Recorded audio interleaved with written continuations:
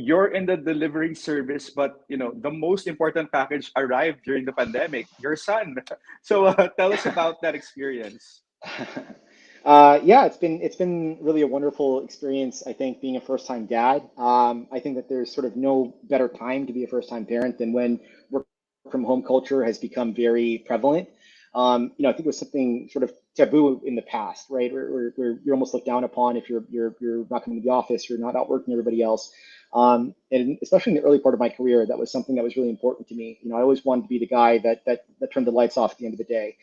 And having this kind of balance from work from home has allowed me to maintain a similar level of work intensity without compromising on things like family life, right? Between meetings, for my lunch break, I'm able to duck out and see my son, which is really one of the highlights of my day, if not the highlight of my day. Um, and Yeah, it's been really a wonderful experience. I think being able to spend these first 19 months with him in this more enriched kind of work from home setting. Mm. And I actually read that you named him after Peter Parker, Spider-Man, right? So, Yeah. what did you think of the movie? Now, I'm so sorry for our viewers here, but heavy spoilers ahead. I gotta ask you this. What did you think of the movie? Yeah, I'm a pretty nerdy guy, which I'm sure probably comes across. I've been collecting comic books since I was a young kid, and Spider-Man's always been one of my favorites. So early on, I think back when my wife and I were still dating and talking about potentially having kids, I made sure to lock that in that I had naming rights on our first son. So my wife was very kind about it, and I think we both come to really love the name Parker, and I think it really suits him as well. As far as the movie itself, I loved it. I thought it was definitely the best of the MCU trilogy of Spider-Man movies. I'll avoid any really heavy spoilers, but Ralph, I'm sure you'll agree it was really satisfying to see how the movie came together, especially in that third act. Um, and just really fun to see the whole Marvel universe expanding in cinematic format, right? Endgame was hard to top. I think No Way Home is a real contender for that, and I definitely had as much fun, or as if not more fun than when I watched Endgame. Hmm. Now, going back to the name, did Grandpa Ernest Cu CEO approve of the name? I'm sure he must be very proud and happy. And I want to ask anything that he shared about fatherhood. Yeah. So, I don't think anybody really took exception to the name Parker.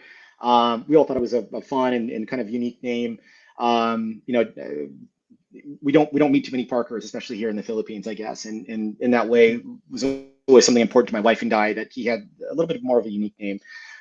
So my dad, Ernest, has always been, uh, I would say, not the most kid-friendly adult, right? He's the kind of guy who'll move tables if there's a group of screaming kids next to him. So it's been really interesting to see him interact with Parker and really love and embrace the things that I think he would find annoying with other people's kids, if I can say it that way. So he's been a really great grandpa. We're fortunate enough to live in the same apartment complex. So Parker actually takes walks every day, visiting my parents in their home. My sister also in the same complex, and he bounces around her place as well. So he makes his rounds daily and gets to spend some time with all of them. And he has a standing lunch date with my dad. So my dad actually takes time out of his busy schedule to sit down and have lunch with Parker over at their apartment, which has been a lot of fun to watch as well. Mm. Now, what about business and leadership? Any tips that he shared? I think really I take a lot away from my dad in terms of what I get to really observe, and I have this sort of privilege of being able to watch him firsthand, having been able to see him throughout his career in different industries, in different types of roles. And obviously the work they've done with Globe in the last 10, 12 years has been really exciting to watch, really tremendous to watch. It's been truly transformational in terms of what it's done for that business. So the things that I really take away from my dad are on how he manages a team, how he builds a team and really focuses himself on making the people around him more effective, rather than being somebody who's very micromanagey in terms of diving almost too deep and driving decisions at too granular level.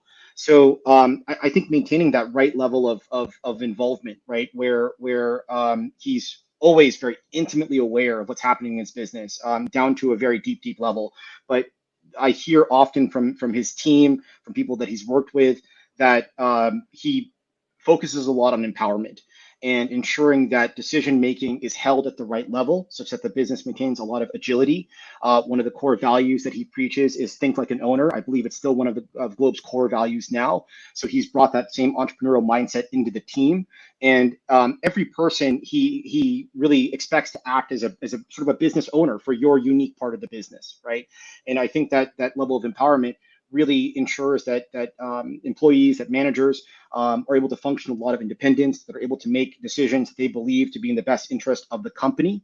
And again, doing this without sacrificing this level of business understanding and kind of intimate knowledge of what's happening within the organization.